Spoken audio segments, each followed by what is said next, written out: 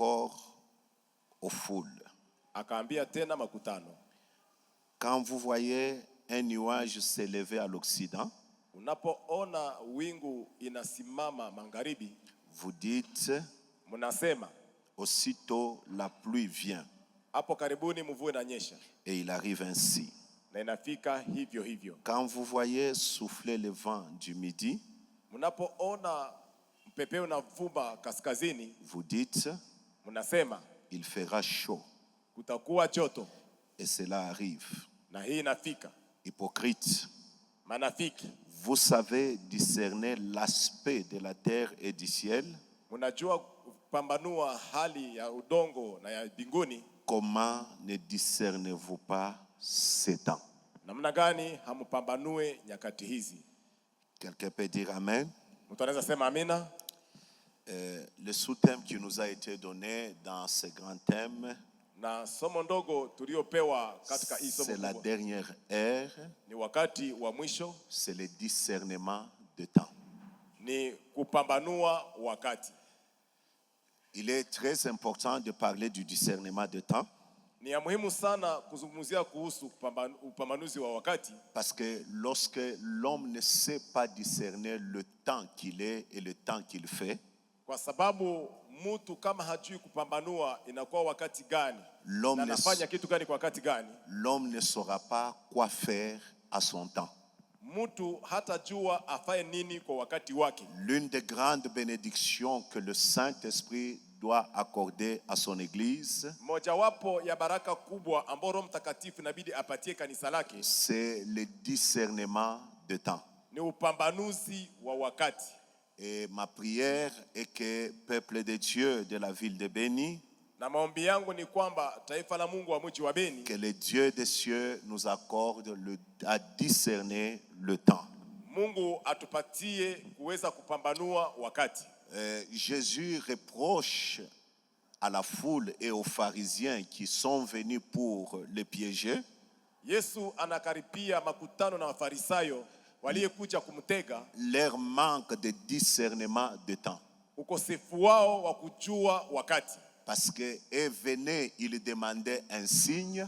Kwa sababu wao walikuja wanaomba halama. Mais Jésus leur parle leur observation du temps et des conclusions qu'il donne. Yesu anawazungumzia kuhusu kupambanua wakati na mwisho yenyewe pana. Voilà pourquoi il est très important aussi pour nous de parler, de discerner le temps. Na ndio maana ni muhimu sana kwetu tuzungumzie kuhusu kupambanua wakati. Et aujourd'hui, je vais essayer de m'attarder d'abord sur le discernement. Na asubuhi ndaweka mkazo sana juu ya upambanuzi. Avant que nous puissions parler du discernement de temps. Le discernement, c'est la faculté upambanuzi ni hali de bien évaluer, ya kuchunguza vizuri, de bien distinguer le bien et le mal. Ya kutofautisha mazuri na mabaya. Et nous voyons que lorsque Jésus parle, il parle de l'observation que les pharisiens font. Na tunaona wakati Yesu anasema, anazungumzia kuhusu uangalizi ambao wafarisayo wanafanya. C'est-à-dire à partir de leur observation, ils savent discerner le temps qu'il va faire, soit il va pleuvoir ou il fera chaud. Nikusema kupitia uangalizi wao wanaweza fumbua kama mvua itanyesha au kutatoka jua. Et lorsque l'on parle de l'observation, on fait allusion à l'intelligence. Wanapozungumzia kuhusu uangalizi, hapo wanazungumzia kuhusu akili. C'est-à-dire on ne peut pas séparer le discernement de l'intelligence. Ni kusema hatuwezi kutenganisha upambanuzi na akili. Parce que le temps me manque pour que je parle de sortes de discernement. Kwa sababu wakati nakuwa kidogo nizungumzie aina mbalimbali ya upambanuzi. Mais comprenez qu'il y a le discernement majeur ou que l'on ne peut pas le séparer de l'intelligence. Lakini muelewe ya kwamba kuna upambanuzi mkubwa ambao hatuwezi tenganisha na akili. C'est-à-dire notre discernement est conditionné par la qualité de notre intelligence. Ni kusema upambanuzi wetu una shukti ya hali yetu ya akili. Et le discernement le plus compliqué et le plus difficile, c'est celui de discerner le temps marqué. Ni kupambanua wakati ambao imewekwa. Parce qu'il est possible qu'un homme prie, Kwa sababu inawezekana mtu aombe, mais qu'il ne savent pas quand est-ce que Dieu l'a exaucé. na akose kujua wakati gani Mungu alimjibia. Et c'est ça le problème de beaucoup de chrétiens.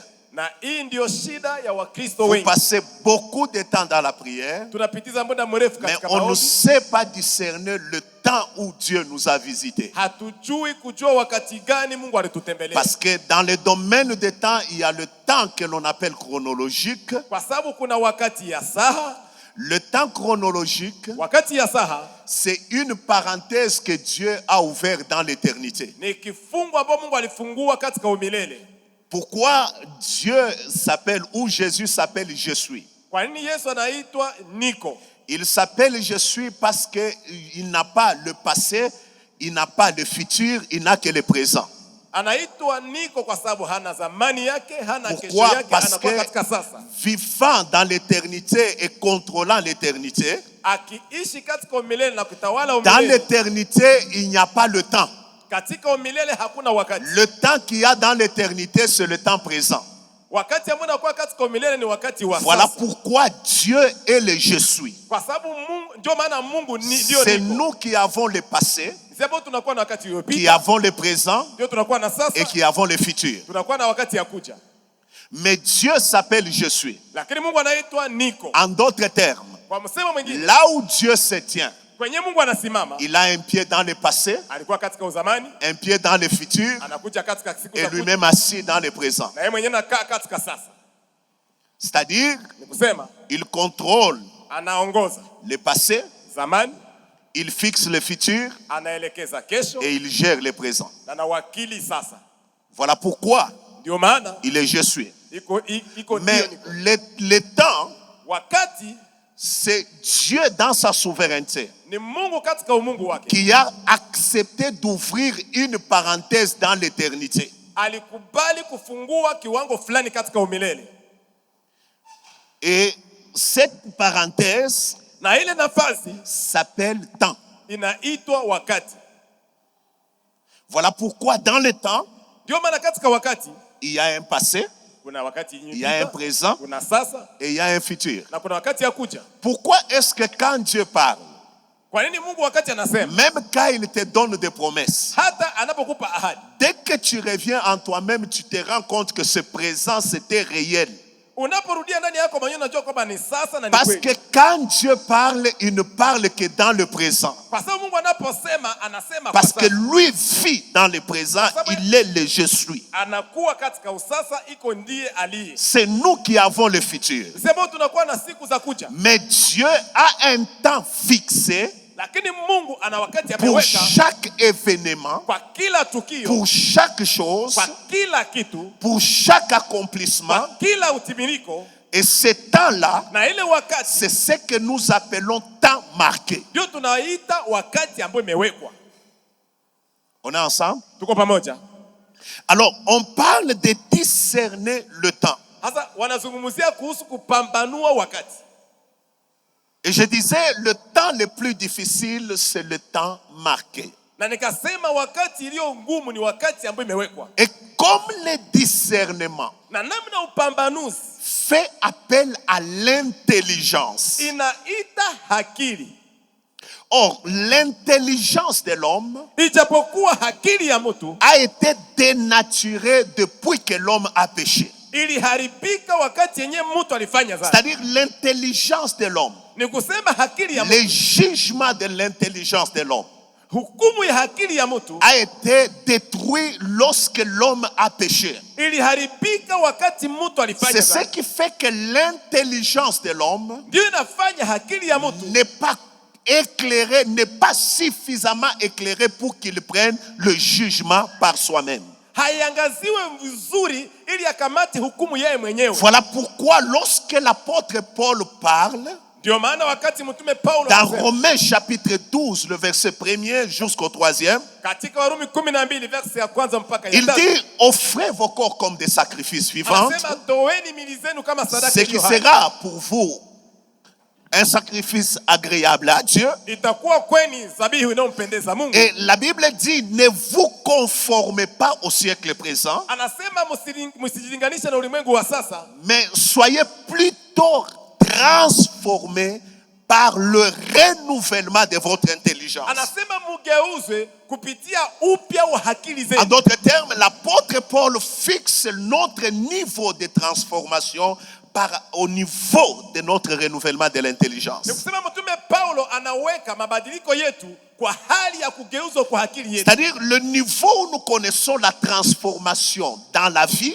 Nikusema tunapoingia katika mabadiliko ya maisha est fonction de comment notre intelligence a été renouvelée. na inatumika namna hali ya akili yetu ilifanywa upya. Or, notre intelligence, Ijapokuwa akili parce yetu, que je parle du discernement, tunazungumzia kuhusu pambano. notre intelligence Akili yetu est soit formée ou déformée, inaweza imeundwa au inaharibishwa, c'est-à-dire formée ni kusema inatengenezwa ou déformée au kubadilishwa par quatre choses kupitia vitu ine qui déforment ou forment ambavyo l'intelligence. vinajenga au kuharibisha akili. La première chose qui forme ou déforme notre Kitu intelligence, cha kwanza ambao kinajenga au kuharibisha akili yetu, c'est ce que nous voyons.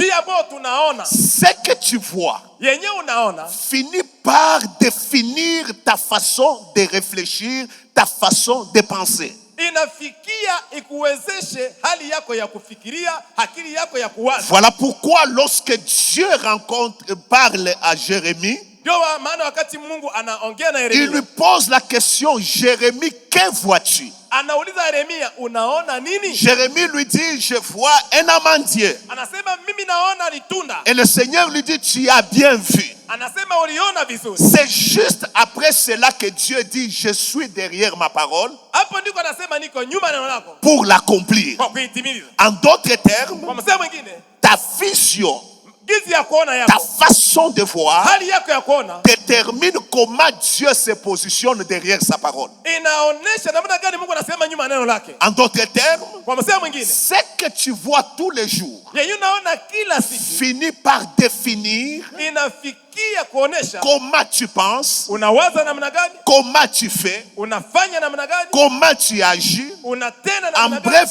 comment tu discernes. na kifupi namna gani unapambanua. Je vais vous donner un exemple terre à Nawaletea terre. mfano yenye uko wazi. Vous prenez deux enfants, Unakamata watoto wawili, tous deux, wote wawili qui ont grandi à Béni. waliokomalia Beni. Votre bon quartier d'ici, c'est quel quartier? Quartier yenu ni quartier gani kwa mfano? Mabakanga. Mabakanga. Ndio. Un enfant qui a grandi à Mabakanga. Mtoto aliyekomalia Mabakanga. Et le quartier le plus bas ici, c'est lequel Na quartier? quartier ya chini hapa ya mwisho ndio wapi? Nini? Où c'est? Hein? Kanga Imbi. Kanga Imbi. Eh. Vous prenez les deux enfants, Unakamata watoto wawili, tous deux. wote wa Beni. Vous leur donnez l'argent. Unawapatia makuta. Vous leur dites, Unamwambia le même montant, ile pesa construisez une maison. mjenge nyumba. Les deux enfants Wale watoto wawili vont construire des maisons. wanaenda jenga manyumba. Tous. Wote. Mais vous allez voir, Lakini utaona l'enfant qui a grandi dans le quartier reculé mtoto mwana komalia katika quartier ya nyuma va construire une grande maison, atajenga nyumba kubwa, mais il va prendre la toilette, il va mettre dehors. lakini atakamata choo anaitia nje. Uweze ataitia nje.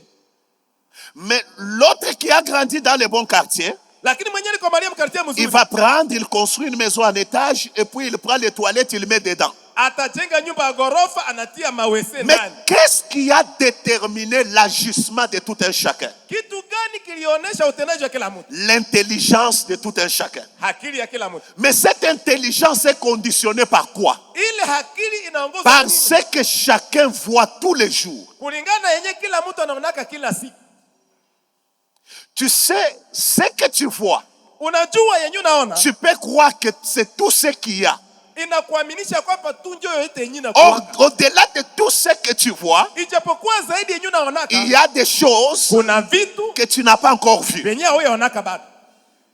Voilà pourquoi, Ndio maana lorsque la Bible parle d'Abraham, wakati Biblia inazungumzia kuhusu Abraham, Dieu lui donne une grande promesse. Mungu anampatia ahadi kubwa. Il dit, Anasema, tu seras le père de la multitude. utakuwa baba ya wengi. Abraham dit à Dieu, Abraham anaambia Mungu, c'est Eliezer de Damas ni Eliezeri wa Damasiki qui sera mon héritier. ndio atakuwa mrithi wangu. Pourquoi? Kwa nini? Parce que dans la maison où il était, Kwa sababu kama tukanyumba kwenye alikuwa, il ne voyait que Eliezer. alikuwa tu naonaka Ne Eliezeri. voyait qu'Eliezer, Kuona tu Eliezeri, son intelligence akili yake ne pouvait plus croire haingeamini à tena ce que Dieu disait. kwenye Mungu alikuwa anasema. Voilà pourquoi Dieu lui a dit, Ndio maana Mungu alimwambia, sors un peu. toka kidogo. Il l'a amené dehors et puis il lui dit, regarde les étoiles. Anamwambia angalia nyota. Alors quand il a vu les étoiles, Alipoona nyota, il a commencé à penser comme Dieu. akaanza waza kama Mungu. On est ensemble? Tuko pamoja. En d'autres termes, Kwa msemo mwingine, il y a des délivrances kuna ufungulivu qui se font ambao unafanyika juste en sortant. tu wakati unatoka. Je parle à quelqu'un. Naongea na mtu.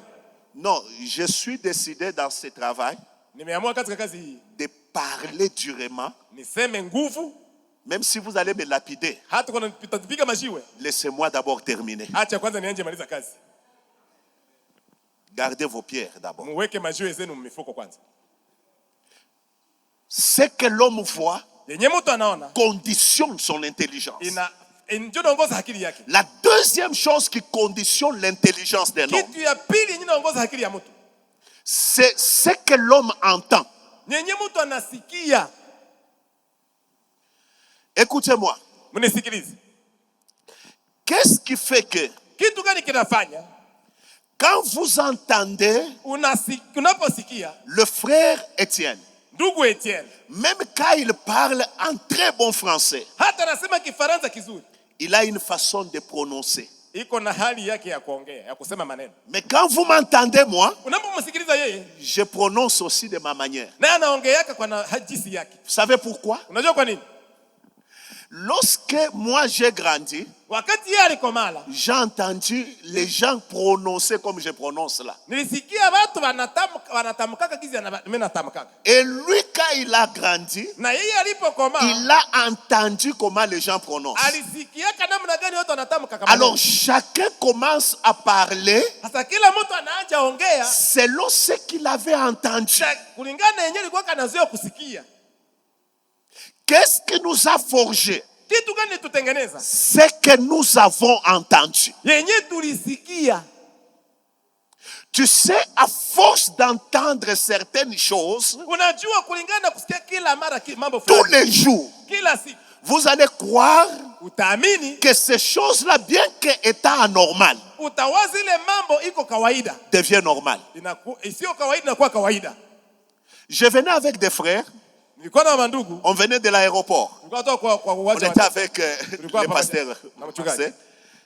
Je vois des frères avec une simplicité. Il dit non, Watu vous voyez là-bas, Anasema unaona pale? c'est là qu'on avait tué quelqu'un. Pale ndio aliweka moto. On avait tué tel. Walimuua fulani. Et ils ont parlé simplement. Na wakasema tu. Alors moi, quand j'ai entendu ça, Mimi niliposikia ile, je me suis dit, le fait qu'ils ont entendu, on a tué, on a tué, on a tué, et tuer est devenu normal. kuua imekuwa kawaida.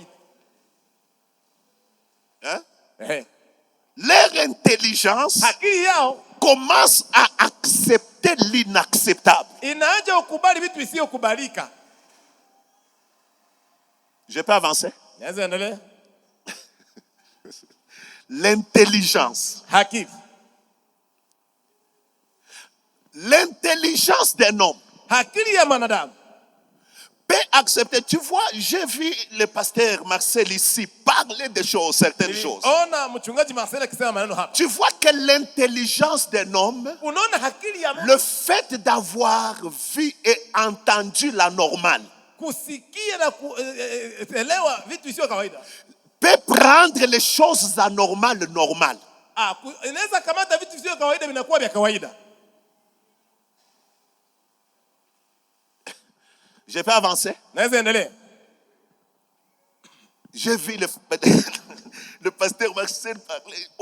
Vous voyez, ce n'est pas un état en s'habillant mal que vous avez. Non, pasteur, c'est un problème de l'intelligence. Ni C'est shida ya que akili. l'homme a vu. Mtu C'est aliona, que l'homme a Mtu entendu. alisikia, A conditionné l'intelligence. juu ikaongoza akili yake. Alors, il faut le renouvellement de l'intelligence Inabidi kufanya akili upya pour que la personne change. ili mtu abadilike.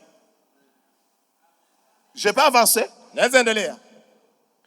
Ce que l'on entend. Yenye unasikia. Écoutez, Sikiliza. s'il y a une chose Kama kuna kitu dont on doit être jaloux, yenye inabidi usikilie wivu, c'est son oreille. ni sikio yako. On ne donne pas son oreille à tout le monde. Hapapanake sikio kwa kila mtu. Parce que l'oreille, Kwa sababu sikio c'est la porte ni mlango de ton intelligence ya akili yako pour atteindre ton esprit. juu ya kufikia roho yako. On est ensemble? Tuko pamoja. La Bible dit même Biblia inasema hata que la foi imani vient inakuja de ce que l'on entend. kwa kusikia. Et ce que l'on entend Yenye tunasikia de la parole de Dieu. natoa kwa neno la Mungu. En d'autres termes, Kwa msemo mwingine, tout monde de croyance, kila ulimwengu wa kuamini, tout ce que l'homme croit, kenye kila mtu anaamini, tire son origine dans ce qu'il entend. inatosha chemchemu yake kwenye nasikia. On peut avancer? Tunaweza endelea. Alors regardez, Sasa mwangalie, ce que l'on entend, yenye unasikia, ce que l'on voit yenye unaona et ce que l'on vit. na yenye unaishi. La troisième chose qui affecte notre intelligence, Kitu cha tatu ambacho kinagusa akili c'est yetu ce que nous vivons. ni ile ambayo tunaishi. Voilà pourquoi quand Dieu parle à Gédéon, Ndio wakati Mungu anaongea na Gideoni, il lui dit vaillant héros. anasema shujaa mtu. Écoutez la réponse de Gédéon. Sikia jibu ya Gideoni. Ma famille est la plus pauvre. Jamaa yangu ni maskini Je sana. suis le plus petit. Niko mdogo kushinda wote. En d'autres termes, Lugha nyingine, je ne peux rien. siwezi fanya kitu. J'ai des excuses qui ne peuvent pas me permettre de faire quoi que ce soit. Nina masababu ambazo zinaweza haziwezi niruhusu nifanye Mais kitu fulani. Dieu lui dit, Na Mungu anamwambia, va avec la force que tu as. enda na nguvu En uliyo d'autres nayo. termes, Kwa kusema ingine, même la personne qui se considère faible, hata mtu anayejiona il a dhaifu toujours quelque chose en lui ana tu kitu pamoja qui peut naye faire de lui une personne différente. ambao kinaweza kumfanya kuwa mtu tofauti. Dis à ton voisin, Ambia jirani yako, voisin, jirani, tu dois le savoir. Dis-lui. Mwambie. J'aime prêcher avec. Dis-lui, voisin, ambia jirani, j'ai en moi nina ndani yangu quelque chose de Dieu kitu fulani cha Mungu qui peut me faire ambao kinaweza kunifanya un homme béni, mtu un mbarikiwa, homme grand, mtu mkubwa, un homme puissant. mtu mwenye nguvu. Est-ce qu'on peut avancer? Tunaweza endelea. C'est-à-dire, ce que nous vivons Ni kusema ile ambayo tunaishi conditionne notre mode de pensée, inaongoza hali yetu ya kuwaza, notre façon de voir les hali yetu ya choses, kuona vitu, et même notre discernement, na hata upambanuzi wetu, notre jugement. hata hukumu yetu. Des fois, il est conditionné par les choses que nous avons vécues. Mara inaongozwa kupitia vitu ambavyo tuliishi. Qu'est-ce que tu vis Unaishi nini qui t'a amené ambayo imekufikisha à croire ce que tu crois là? kwa kuamini ile yenye unaamini? Tu sais quoi? Unajua nini? Marie vit dans une condition Maria akakuwa katika hali où pour mettre au monde, ili mtu azae il fallait connaître un homme. ilibidi akutane na Bwana. Mais Dieu vient lui dire, Lakini envoie un Mungu ange lui dire, Malaika anamwambia tu auras un fils. utapata mwana. Pour que son intelligence s'aligne. Ili akili yake ielewe. Pour que son intelligence s'aligne Ili akili yake par rapport à la parole de Dieu, kulingana na Mungu, il a fallu qu'on lui donne des témoignages ilibidi kumpatia pour dire ushuhuda. Elisabeth, Wanasema Elizabeth, lui aussi qui est stérile, naye mwenyewe alikuwa tasa dans sa vieillesse, ndani ya uzee wake, un miracle s'est produit. muujiza ilitendeka. Alors Marie dit, Sasa Maria anasema, je suis la servante de Dieu, niko mjakazi wa Mungu, qu'il me soit fait selon ta parole. itendewe kulingana na Mais neno la Mungu. pour arriver à ce processus-là, Sasa kufika kwa ile kiwango, il a fallu que l'ange lui parle. ilibidi malaika mfasirie. Il lui a parlé. pour lui dire la puissance du Très-Haut te couvrira. C'est ainsi que l'enfant que tu mettras au monde s'appellera fils du Très-Haut. Mais malgré ça, l'intelligence de Marie, non, il n'acceptait pas. Jusqu'à ce qu'on lui a dit, tu vois Élisabeth, la vieille femme là, elle a mis au monde. Alors elle s'est dit, si la science dit qu'à un âge, on atteint la ménopause, on ne peut plus mettre au monde. Ça veut dire, comme l'impossible s'est fait là-bas, donc l'impossible peut se faire ici. L'intelligence s'est alignée. Mais ce que nous vivons conditionne notre intelligence. La quatrième chose qui conditionne notre intelligence, c'est la qualité des gens que nous rencontrons. Tu sais, il y a des gens, quand tu es avec eux, ils rabattent ton intelligence au point où tu ne penses que comme eux. Dis-moi la qualité des personnes que tu fréquentes. Je te dirai la qualité de ton intelligence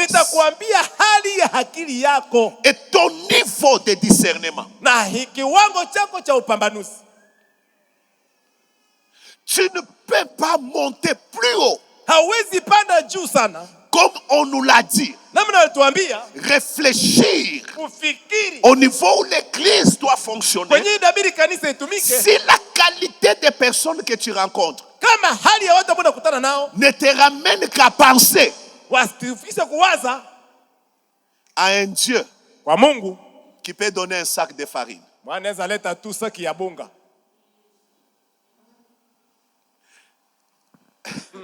comment parler des portes d'une ville lorsque le niveau de personnes que tu rencontres,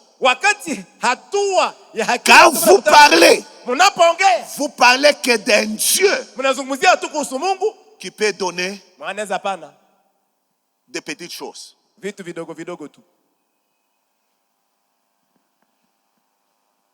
Mes frères et sœurs, la qualité des personnes que tu rencontres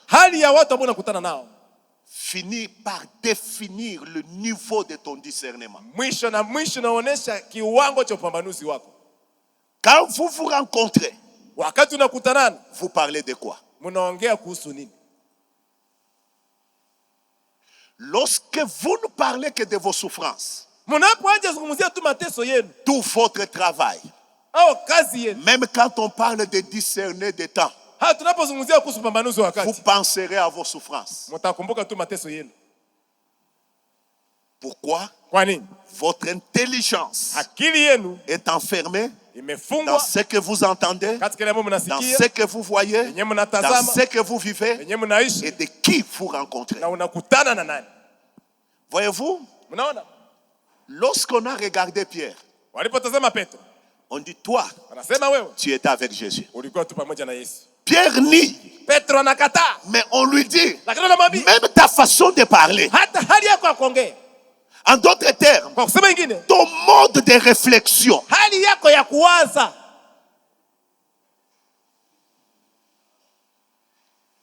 est comme ces messieurs-là. À la rencontre d'une première personne, dès qu'il ouvre sa bouche, vous pouvez savoir qui il rencontre. Je peux aller plus loin. Savez-vous que toute notre vie ne devient que selon la qualité des questions que nous nous posons? Savez-vous que tout le monde ici, même quand tu es assis là, il y a des questions que tu te poses toi-même. Alors, les réponses que tu trouves dans cette vie et dans la vie à venir ne sera que selon la qualité des questions que tu te poses. Et ces questions-là sont conditionnées à ce que tu as entendu, ce que tu as vu, ce que tu as vécu et qui tu rencontres. On est ensemble? On peut dire Amen. Alors regardez maintenant. Puisque notre intelligence est rabattue à ce niveau-là, comment transformer son intelligence? Ou quelles sont les choses qui transforment l'intelligence afin de permettre le discernement? Trois choses permettent à ce que notre discernement soit clair au niveau de notre intelligence. La première chose, c'est la parole de Dieu.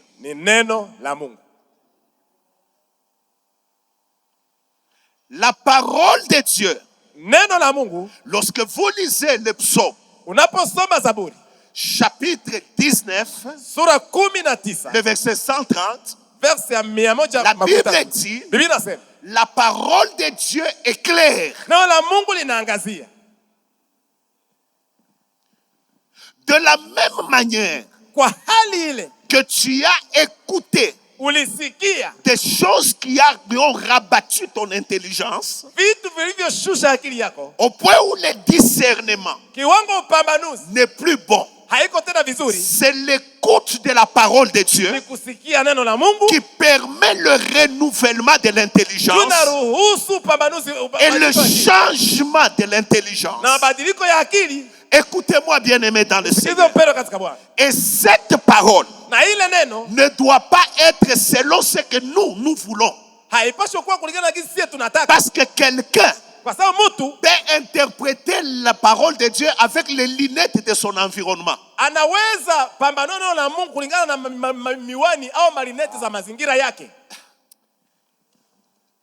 Je peux parler. Un jour, comme je m'arrive de prêcher dans des endroits très reculés. Alors un prédicateur est en train de prêcher. Il lit le livre de Galates. Et puis il parle là où on prêche, je crois Galates chapitre 4, il dit Galates, qui vous a ensorcelé? Vous qui marchez avec le Seigneur, qui vous a ensorcelé? Il lit bien ce texte-là. Alors il commence à prêcher. Il dit Galates, alikuwa kijana wa mbingwa. C'était un jeune homme fort qui marchait avec Dieu. Alors il a abandonné Dieu. Voilà pourquoi Paul lui pose la question. Qui t'a ensorcelé, jeune Galate? Ça semble être bon. Mais il a interprété ça que selon les lunettes ou le niveau de sa connaissance. Et il peut vous dire, nous sommes dans la parole. Mais le problème, c'est pas la parole. Ce sont les lunettes de son environnement qui ont permis l'interprétation erronée. Ici, je parle de la parole de Dieu telle qu'elle est. Et la parole de Dieu est une totalité. Il n'y a pas de choses que l'on doit accepter et des choses qu'on ne doit pas accepter de la parole de Dieu. Ce qui nous plaît, on accepte. C'est la parole. Ce qui ne nous plaît pas, ce n'est pas la parole. Écoutez-moi. Laissez la parole de Dieu façonner votre intelligence.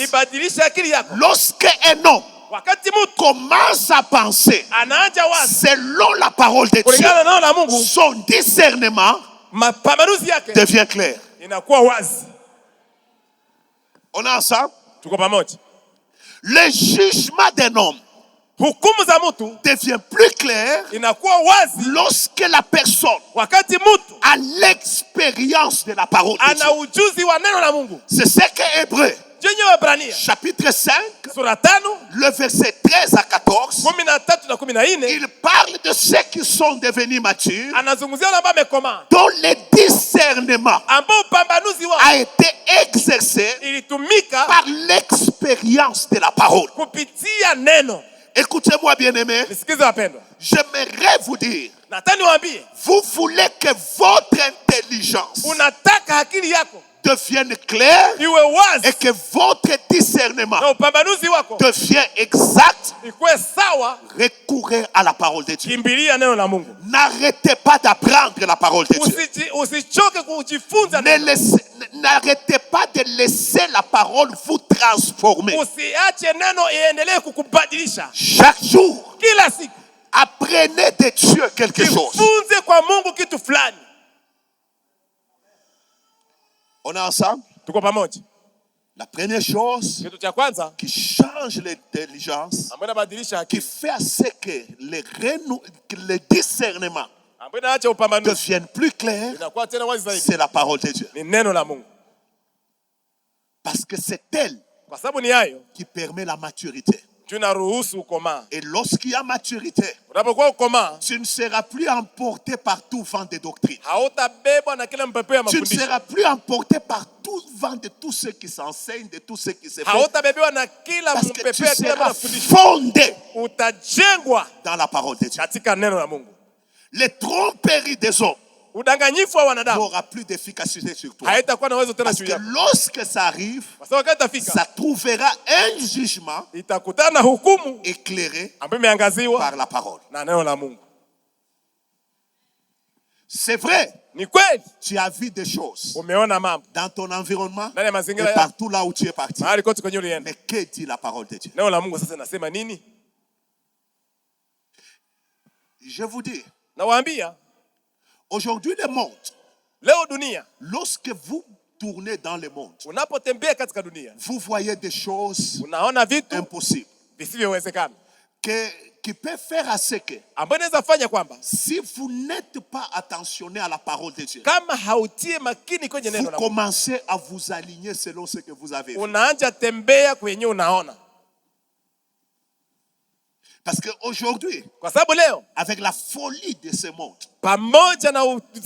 j'ai vu des prédicateurs qui demandent, qui disent non, on peut se tatouer, il n'y a pas de problème.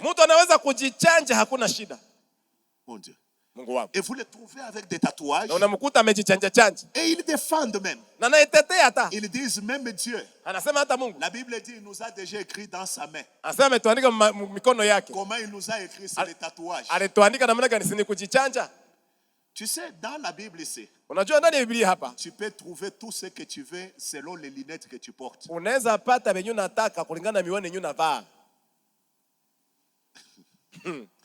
Est-ce qu'on peut avancer?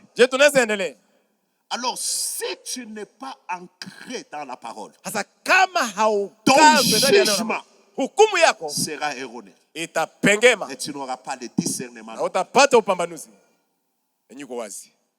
Afin que je n'aille dans le discernement de temps, parlons discernement. Deuxièmement, l'intelligence est éclairée par la révélation du Saint-Esprit. Écoutez-moi, bien-aimé. Je crois que c'est le pasteur qui a soulevé Matthieu chapitre 16. La Bible dit, ce n'est pas la chair et le sang qui t'ont révélé cela, mais c'est mon Père céleste. En d'autres termes, il arrive des moments où l'intelligence n'a aucune conclusion, parce que ce qui se présente devant toi est un mystère. C'est-à-dire c'est quelque chose de caché que tu ne sais pas voir. Lorsque par exemple Satan se transforme en ange de lumière, comment arriver à discerner que c'est Satan? Parce qu'il s'est fait ange de lumière. En ce moment-là, c'est la révélation du Saint-Esprit qui vient aider ton intelligence afin que tu comprennes. Voilà pourquoi l'Église ne doit pas négliger le Saint-Esprit. Le Saint-Esprit, c'est l'administrateur du royaume de Dieu. Le Saint-Esprit, c'est la personne la plus importante dans le royaume de Dieu.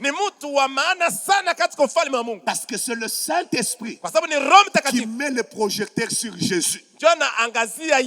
Parce que la Bible dit, quand il viendra, il me glorifiera. Donc, il ne glorifie pas quelqu'un d'autre, mais il glorifie Jésus. C'est-à-dire, si tu négliges le Saint-Esprit, tu n'auras pas une très bonne image de Jésus-Christ. Or, notre transformation, c'est pour que nous devenions semblables à Jésus. Mais si tu n'as pas une très bonne image de Jésus, comment tu deviendras semblable à lui? Voilà pourquoi le Saint-Esprit est très important. Parce que quand il arrive, il éclaire ton intelligence. La révélation. La révélation du Saint-Esprit te permet que tu vois les choses claires. Écoutez-moi, bien-aimé. J'aime ça. Une femme se tient derrière Paul et Silas. Il commence à crier. Ces hommes sont des hommes de Dieu. Ils sont venus vous annoncer la parole de Dieu. Ce qu'elle disait était vrai. Ils étaient des hommes de Dieu. Ils étaient venus raconter la parole de Dieu, annoncer la parole de Dieu. Ici, j'aimerais dire à l'église, ce n'est pas parce que quelqu'un te dit ce qui est vrai qu'il est vrai. Ah, ça je répète. Ce n'est pas parce que quelqu'un te dit ce qui est vrai que la personne est vraie. Quelqu'un peut te dire vrai, mais lui-même faux. Voilà pourquoi la révélation du Saint-Esprit est très importante pour discerner le temps, les événements et les hommes. Très important.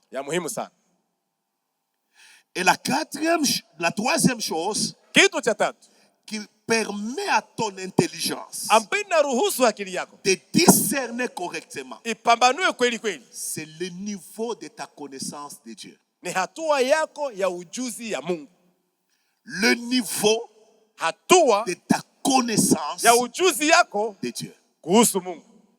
Il y a une grande différence au niveau des connaissances. Lorsque vous lisez la Bible, vous vous rendez compte qu'il y a 5 types de connaissances. Le premier type de connaissance, qui est la connaissance la plus bas, c'est celle que vous trouvez dans Daniel 2. La Bible dit, ceux qui ont de l'intelligence, Dieu leur donne la science. C'est-à-dire la première connaissance, qui est le niveau le plus bas, c'est la connaissance de la science. La connaissance de la science peut te rendre quelqu'un d'important dans la société. On peut parler d'un docteur, d'un médecin. Pourquoi? Il connaît la science. Mais c'est le niveau le plus bas. Voilà pourquoi ceux qui sont dans l'occultisme, malgré qu'ils connaissent la science, ils partent dans l'occultisme parce qu'ils savent que le niveau le plus bas de la connaissance, c'est la science. Tout celui qui est intelligent peut apprendre. On a ensemble? Tuko pamoja. Mais le deuxième niveau de la connaissance hatua ya pili ya ujuzi que la Bible donne, c'est la connaissance des Écritures. Ni ujuzi ya maandiko. La connaissance des Écritures, de la ujuzi lettre. Ya maandiko. Jésus dit, Yesu anasema, vous ne connaissez, on parle de Jésus plutôt, on dit lui qui n'a pas étudié, comment il connaît les Écritures. Et Jésus reproche un groupe de Sadducéens qui sont venus lui poser la question sur la résurrection. Il leur dit, vous ne comprenez ni les Écritures, ni la puissance de Dieu. C'est-à-dire, il y a un niveau de la connaissance des Écritures que l'on peut avoir par l'étude juste de la théologie. J'ai étudié la théologie. J'ai fait des spécialisations. Mais je me suis rendu compte, tu vois, surtout quand tu étudies à l'étranger, tu vois quelqu'un qui peut venir avec la Bible. Il t'explique les tétagrammes. Il t'explique les mots grecs. Il t'explique l'hébreu. Tu peux même te tenir debout et acclamer. Un jour, pasteur, nous sommes dans la salle. Alors, on était en train d'étudier un cours. Alors, l'exercice, il fallait, tu prépares une prédication avec un texte qu'on t'a donné ou que tu as pris. Tu passes devant, tu prêches. Tu sais, quand on a l'onction, on a la grâce de Dieu, j'ai pris un texte, je l'ai écrit. Pendant 10 minutes, j'ai commencé à prêcher. Toute la salle s'est tenue debout, en train de crier Amen. Je prêchais là. Alors le professeur là s'est moqué de moi. Il riait.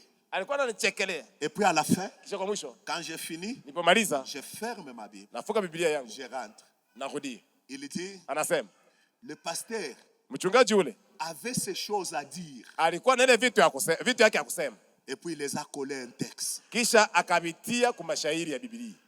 Tout ce qu'il a dit est faux par rapport à ce texte. Et il prend mon texte là, il le met devant. Il commence à faire l'exégèse. Moi-même, je me suis rendu compte que tout ce que j'avais dit, c'était des bêtises. Mais avec un texte biblique.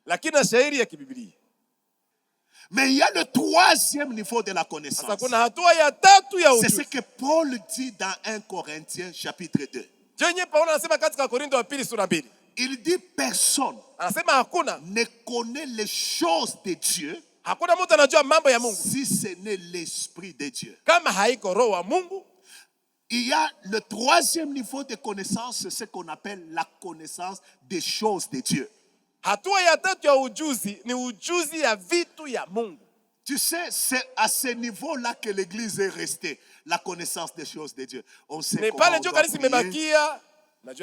On sait comment on doit prier. Tu vas entendre, on vous dit, frère, tu ne peux pas adorer Dieu assis. Parce que seul Dieu doit être sur les trônes. Quand tu vas dans le milieu surtout de nos jeunes actuellement, j'aime ça. Les questions sont toujours, papa, quelle est la différence qu'il y a entre un prophète et un don de prophète,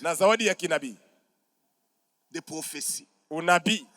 Comment fonctionne l'onction et comment on peut opérer dans les miracles? Tu sais, quand quelqu'un pose la question, tu peux déjà définir le niveau de la connaissance qu'il a. Parce que la qualité des questions d'un homme, c'est ça le niveau de la connaissance qu'il porte. On a ensemble?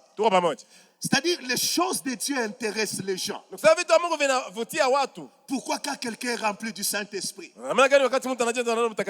il peut parler en langue. Ça, ce sont les choses de Dieu.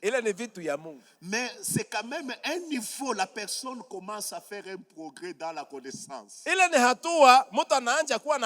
Parce qu'il a maintenant soif de connaître. Mais c'est le troisième niveau de connaissance. Et ça peut permettre un discernement. Parce que la connaissance de la science te permet de discerner à un niveau. La connaissance des Écritures te permet aussi le discernement à un niveau. La connaissance des choses de l'esprit te permet aussi le discernement à un niveau. Mais il y a le quatrième niveau de connaissance. C'est ce que Moïse dit dans Exode 33. Il dit, fais-moi connaître tes voies. C'est-à-dire la connaissance des voies de Dieu. Écoutez, les hommes qui avancent dans le discernement, ce sont des hommes et des femmes qui connaissent maintenant le voie de Dieu. Le voie de Dieu, c'est savoir comment Dieu veut que les choses soient faites. Comment est la volonté de Dieu? Quelle est la volonté de Dieu? Par où Dieu veut que je puisse passer? Je ne peux pas prêcher, mais sans faire la volonté de Dieu. Je peux être là, vous dire tout ce que je vous dis, mais sans vous parler du cœur de Dieu. Ce que Dieu veut. Or, ce que Jésus dit, il nous le demande même dans nos prières.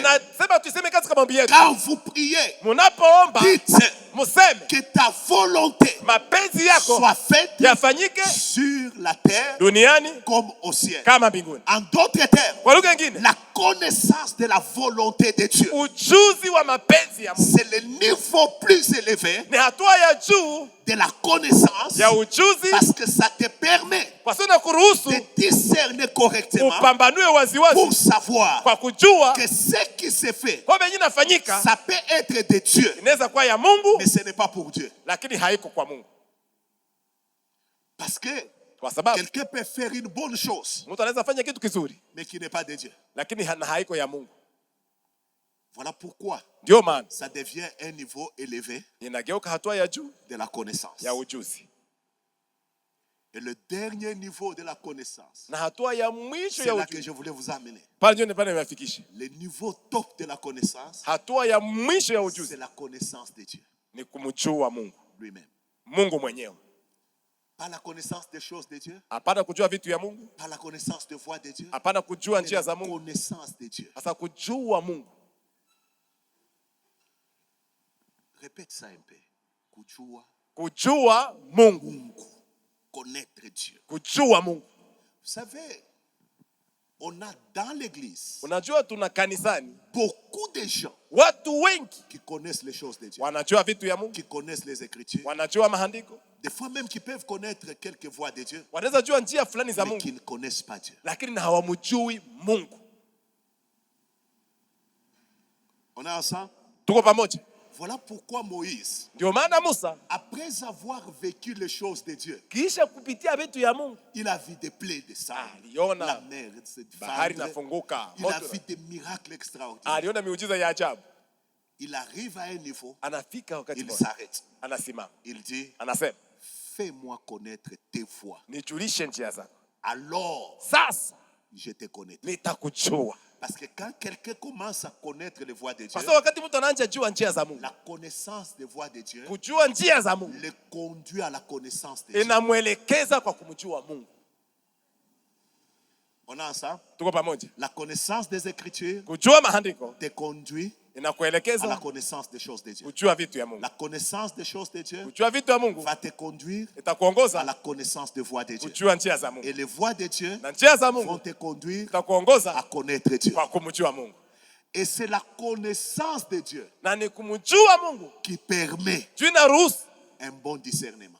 upambanuzi mzuri. La Bible déclare Biblia inasema que les fils de Eli ya kwamba wana wa Eli péchaient contre Dieu walimkosea Mungu parce qu'ils ne connaissaient pas Dieu. Kwa sababu hawakuwa wanamjua Mungu. C'est-à-dire ni kusema notre comportement, hali yetu, notre attitude gisi ya kuwa kwetu est aussi fonction du niveau de notre connaissance de Dieu. Inatumika kwa hali ya kumjua Mungu. Notre intelligence akili yetu est affectée par notre niveau de connaissance de Dieu. Inaguswa na hali yetu ya kumjua Mungu. La manière dont tu connais Dieu hali kizu unamjua Mungu réfléchit, détermine comment tu réfléchis et comment tu réagis. Inaonesha namna gani unafikiri na namna gani unatenda. Voilà pourquoi ndio maana le plus grand souci de tout enfant de Dieu haja kubwa ya kila mtoto ya Mungu doit être celui de connaître Dieu. Inapaswa kuwa ya kumjua Mungu. Le temps restera temps comme tout autre temps. Saa itabakia saa kama saa nyingine selon le niveau de ta connaissance de Dieu. Kulingana na hali yako ya kumjua Mungu. Parce que lorsque tu connais Dieu, kwa sababu unapomjua Mungu, ta façon de penser hali yako ya kuwaza devient selon Dieu. Itageuka sawa Mungu. Alors regardez. Sasa mwangalie. Je vois beaucoup de gens ninaona watu wengi passer du temps wakipitiza muda à étudier comment Satan opère, kujifunza namna gani shetani anatumika, à étudier comment vaincre. namna gani kushinda. Ce qui n'est pas mauvais, on peut étudier son ennemi. Haiko mbaya, unaweza jifunza adui yako. Mais laissez-moi vous dire, lakini mwache niwaambie, la meilleure façon, njia nzuri. Oh mon Dieu. Il y a des choses que je vais dire au cours du temps. Kuna vitu ambavyo nasema katika muda mnaendelea. La meilleure façon njia nzuri de découvrir ya kugundua un faux billet, billet mbaya, pesa mbaya, pas passer tout son temps à étudier tous les faux billets. Haiko muda wa kupitiza ukijifunza karatasi mbaya za pesa. Prendre tout son temps à étudier le vrai billet comment il est. Ni kukamata muda ujifunze pesa nzuri za namna gani. Ni kujua karatasi mzuri ya pesa. Qui t'amènera à discerner ya kuvumbua le faux billet. Pesa mbaya. Connais Dieu. Jua Mungu. Voilà pourquoi Michel nous dit. Ndio maana Mika anatuambia. Connaissons. Tujue. Et cherchons. Tujue Mungu na tumtafuta. À connaître l'Éternel. Kutafuta kumjua Mungu. Et la Bible insiste. Na Biblia inasema que c'est du peuple qui connaîtront leur Dieu. Taifa atakaojua Mungu wao agiront avec fermeté. Watatenda na msimamo. C'est-à-dire notre action, ni kusema matendo yetu, notre comportement hali yetu est selon le niveau de notre connaissance de Dieu. Iko kiwango cha hali ya ujuzi wetu wa Mungu. Si je connais Dieu comme un Dieu grand, nikijua Mungu kama Mungu mkubwa, mon attitude hali yangu sera itakuwa une attitude hali d'un serviteur du Dieu grand. Ya mtumishi wa Mungu mkubwa. Si je connais Dieu kama najua Mungu comme étant le Dieu tout-puissant, kama Mungu mwenye nguvu, mon attitude hali yangu sera l'attitude itakuwa hali d'un serviteur du Dieu tout-puissant. Ya mtumishi ya Mungu mwenye nguvu. Je ne peux pas avoir un Dieu tout-puissant, siwezi kuwa na Mungu mwenye nguvu, mais moi-même ne pas être puissant. Na mimi na sina nguvu.